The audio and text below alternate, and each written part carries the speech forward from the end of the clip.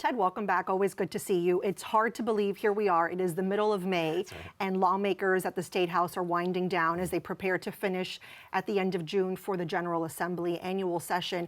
They're looking to pass hundreds of bills, and one of the ones that's received a lot of attention is a proposal by Governor Dan McKee, a resolution to offer pay raises to his cabinet members, which was unanimously rejected by members of the House. What did you make of that? Well, I found the whole thing a bit of a surprise because, first of all, people should understand the way it works is the governor proposes these raises, and then the Assembly has about a month to reject them or sort of passively allow them to go into effect. We've seen saber rattling before, Michelle, where, legislative leaders say, oh, we shouldn't be spending this extra money, but they don't actually do anything about it.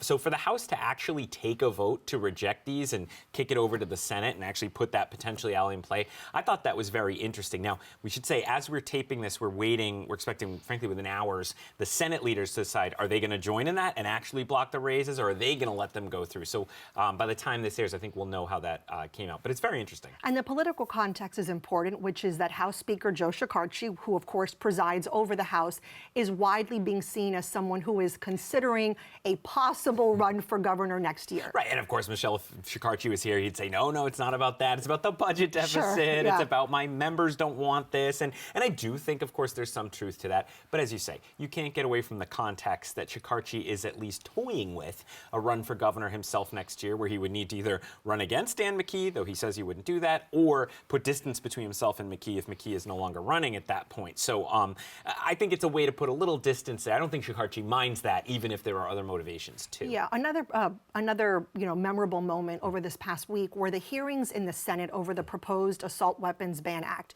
We have seen in recent years those debates, of course, get heated, but you've been saying this year it looks different. How so? Well, as we've talked about on this segment before, Michelle, this is the year advocates of the Assault Weapons Ban Act have felt like they really could pass it. Before his death, the late Senate President Dominic Ruggiero, who'd been against it in the past, had signaled maybe he'd allow a vote on it.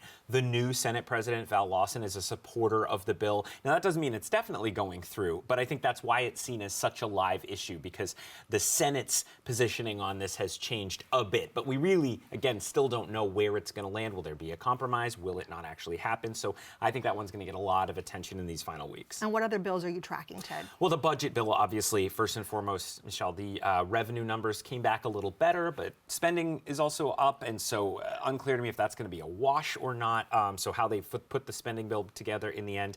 And also healthcare. We've talked a lot about the primary care crisis on here lately. There is a big push going on for some serious investment in primary care, but there's also some pushback from those who say this is not a time we can afford to do something big and we need more information. So I think that's going to be a hot topic through the end. Bottom line, it affects everybody, healthcare. Absolutely. Yeah, good to see you. Thank you, Ted. Good to be here.